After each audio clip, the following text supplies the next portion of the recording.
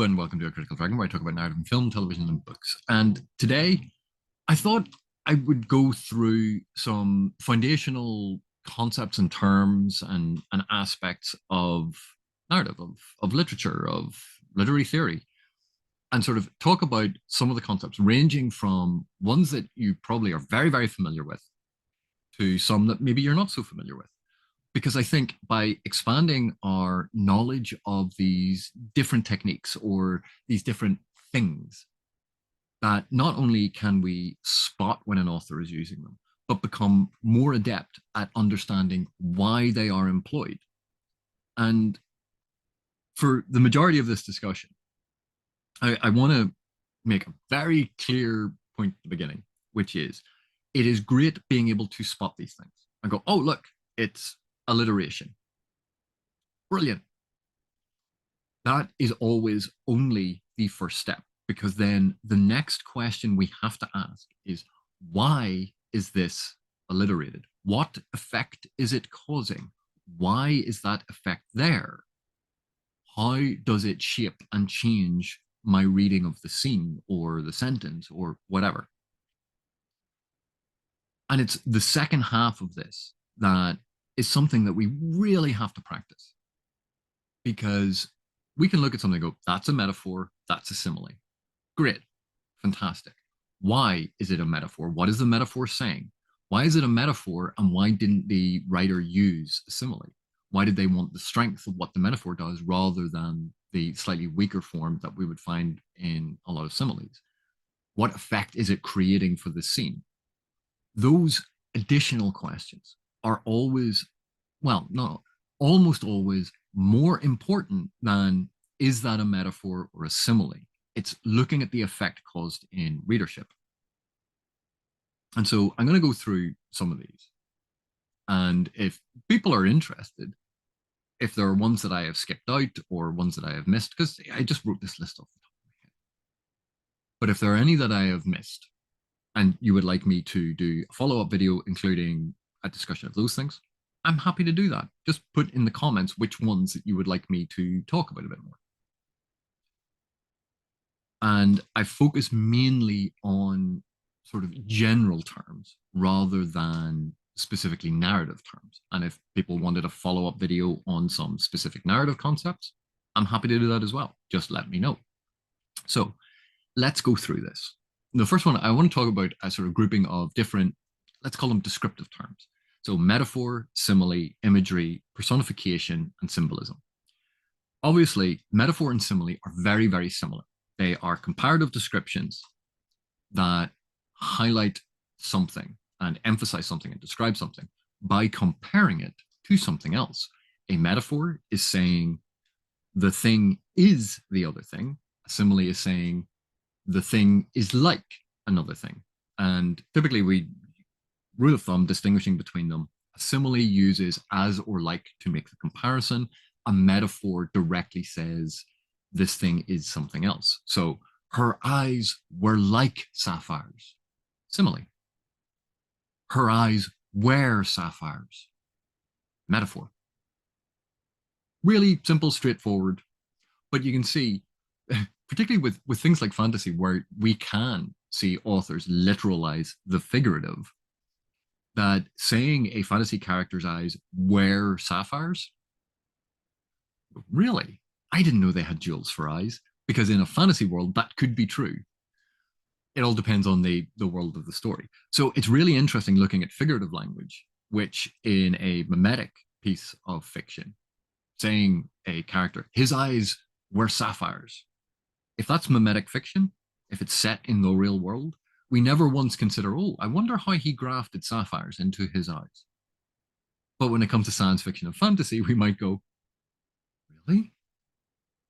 And it's just something to be aware of, that literalizing figurative language is something that fantasy and science fiction have to negotiate with. Imagery.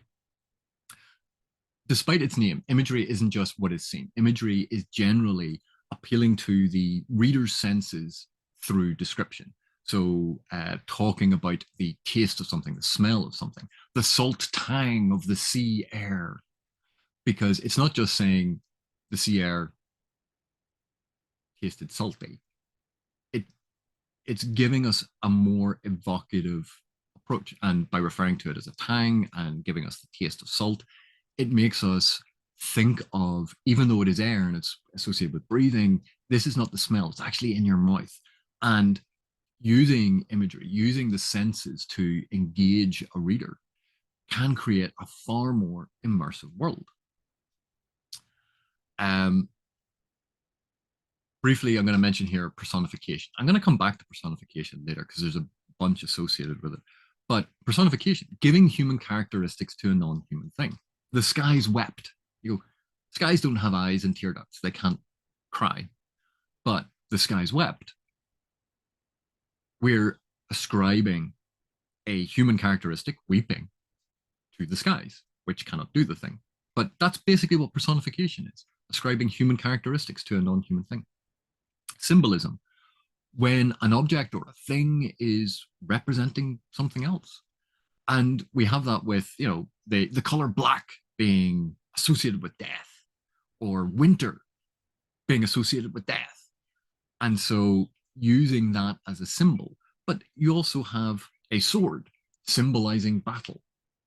And it's a way to use a simple object or concept or something familiar to the reader to stand in for something else. And it's just creating a symbol. Like, so understanding that symbolism is part of it is a good thing to know.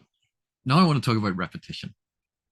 And I'm sure everyone has heard the advice that, oh, repetition is bad. You shouldn't have repetition in your writing. And again, yes and no. So let's talk about one of the forms of repetition, anaphora, repeating a clause or a phrase at the beginning of a sentence or a clause. And it's usually to emphasize something. So if you think of Dr. Martin Luther King's speech, I have a dream, how many times does King say, I have a dream, and repeats that phrase? It gives emphasis to it. And so that is a technique called anaphora. And the important thing about it, it's not just that the clause is being repeated, it's being repeated for a purpose. And if that purpose is consistent and coherent through the narrative, that's what makes it engaging. If someone is just accidentally or mindlessly repeating phrases, that's what we object to. It's not that repetition in and of itself is always a bad thing. It's when it's done without intention and it is executed without thought. Epistrophe, repeating a clause or a phrase at the end of a sentence of a clause or a phrase, usually again for emphasis. So basically the opposite of anaphora.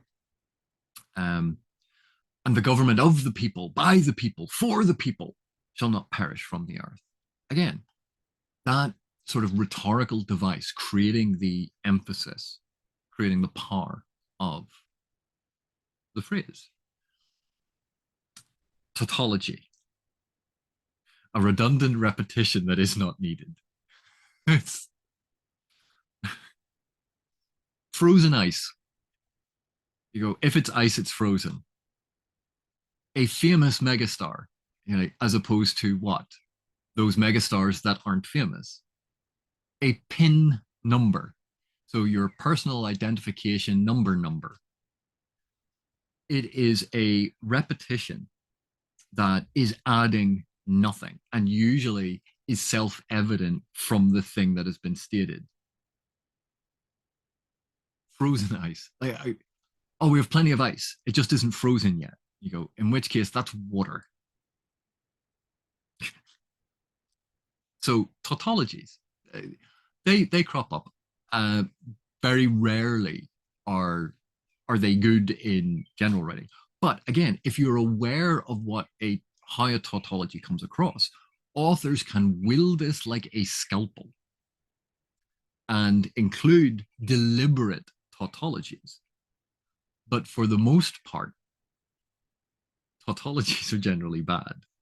There's another type of sequence of repetition, and that would be repetition particularly of sounds of words. So assonance, alliteration, consonance, and sibilance. I'm going to just do these four.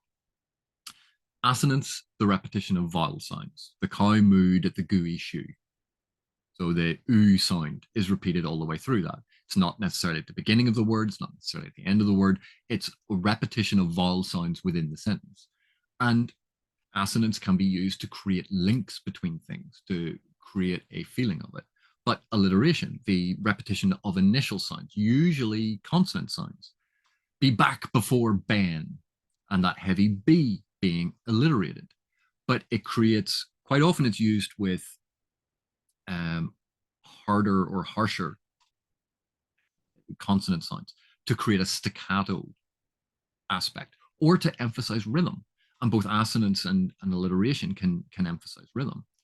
But consonance is the repetition of consonant sounds. So alliteration is talking about it at the start of a word, but consonance can be the repetition of consonant sounds anywhere in the word. So Jeffrey would waffle roughly in the office. And there's a lot of f sound in that sentence. Even though it's not always occurring in the same place, it's not always spelled the same way because roughly doesn't contain an F. Waffle does. And again, the use of consonants, it can provide a link through the sentence. And most of this is predicated on the notion that quite often when we read, we subvocalize, we hear the words in our mind. And particularly for speech, for particular passages that are meant to be more rhetorical, these can be great tricks. Sibilance, a particular type of consonants, which is the repetition of the S sound, the soft rustling of the silken shades. Lots of S's in that. And that can be used to emphasize like hushing or a soft motion, or it can be used to create the sensation of snake and hissing. And again, how it is deployed is going to be dependent on context. And so recognizing that sibilance is present is usually not the thing in and of itself. It's what does it add or detract from what is being communicated, because how it is deployed and in the context in which it is deployed is going to help us understand why it was there. Because those first ones were kind of dry, I thought, what are a couple of the fun ones? And malapropisms are great, using a similar but wrong word. Malapropism, named after Mrs. Malaprop. He is the very pineapple of politeness. Pinnacle of politeness. And so the use of a malapropism, putting in a word that is easily confused for what the word should be. So he is the very pineapple of politeness. It should be pinnacle. He is the very pinnacle of politeness. And again, you can hear that repetition of the P sound, which is great because it punctuates the sentence. But the reader can easily recognize what the word should be. And therefore, because the character has used the wrong word, it makes them look dumb, stupid, silly. And so it's used for quite often used for the effect of either undermining someone's intelligence, of making them look silly or stupid. It's used for humor the vast majority of the time. And so it's not that you must always use the right word. It's be aware that when you use the wrong word, it has an effect on the reader. And malapropisms are the very deliberate usage of this. Onomatopoeia, not only a great concept, but a great word to say. Onomatopoeia. The word essentially sounds like the thing it describes. Bang, moo, woof. All of these sort of sound words where the word itself resembles the sound. And again, these are ways of evoking a sense of the thing and being aware of it. Just the concept, onomatopoeia, is great to know that, because when we know that these are actual things, that these things are quite often done deliberately, it helps us place them in context. It helps us understand why they are there, what effect they are having, or were intended to have. Similar to a malapropism, spoonerism, transposing the initial part of a word in a common phrase. So it's just a tip of the slung. It's just a slip of the tongue, but syllables get switched around, and it's from one word into the other one, and that word goes back to that one. So it's just a tip of the slung. And again, a spoonerism, um, has a long and storied history. And you can see how the phrase generally has to be apparent to the reader or the viewer in order that they can work it out, because this is immediately going to stop you. It's just a tip of the slung. What is that? And you know that someone listening to that or seeing that is going to pause. So it creates a pause. They will then look and decode the sentence. And if this becomes a character trait, it is a way that an author can use to arrest reading on to the next section, because the reader will immediately stop and go back and try and decode what was meant. That's one of the uses of it. And again, it can be used for humorous effect, because you can think of some quite rude things that you could end up doing just by switching things around. And so you can put jokes in. And oh no, I didn't do that. It's fun. So spoonerism and malapropism, similar but slightly different. The one that I actually found out about relatively recently was eggcorns, not acorns, eggcorns. And that is a deviation from what the accepted thing is, but the substitution of the deviation seems almost logical, or seems that it should fit. And the reason they are called eggcorns instead of acorns, if you think of an acorn, it looks like a little egg sitting in a little egg holder. And so they're called eggcorns, because people sometimes call acorns eggcorns, because it's like a little egg in the thing. So a couple of common examples of this: seize and desist instead of cease and desist. Or toe the line, which should be, if you were reading it, would be spelled Toe, toe the line. Put your lines up, or put your toes up to the line. But toe the line, TOW, is about towing something with a rope. And so you can understand the logic of how the word gets substituted, but it's the wrong word. And like this, someone had to correct me one time, because I had said something about teetotalers, and spelled it TEA, and it's no, that's not how you spell it. Although that is perfectly logical when you think of teetotaler, someone who does not drink, therefore they only drink tea, a non-alcoholic beverage. That's not how you spell that. Daring do. It's not daring as in I'm going to dare you to do something, DAR. It's daring, DERR. Little things like that. And sometimes they creep in, and it just, if you're aware of the original and the quite often more common, and you have used an eggcorn, if you have not used it deliberately for the effect of, I know that this is an eggcorn, it ends up making it look silly or a mistake. And so it's just to be aware of that. So I had said I was going to come back to personification, which, applying human traits to an inhuman thing. Personification is applying human traits to an inhuman thing figuratively. Like my computer hates me. Computers are not at present capable of human emotions like hate. Therefore, the computer cannot literally hate me. I am conveying something about the computer malfunctioning or not doing the thing that I need it to do, and therefore applying a human trait that it's doing this deliberately with, because it dislikes me. My computer hates me. That's slightly different to anthropomorphism, because anthropomorphism is applying human traits to an inhuman thing literally. So Garfield the cat, Mickey Mouse, animals that talk and act like humans. If you've ever read the Redwall books by Brian Jacques. Anthropomorphic animals. They are animals acting like humans, conversing like humans, holding human speech and thought, or societies. That's anthropomorphism, which is slightly different to personification. Personification is figurative. Anthropomorphism is usually literally applied. Zoomorphism, essentially the flip of this, applying animal traits to non-animal things. So if I said, oh, that book was perched on the shelf.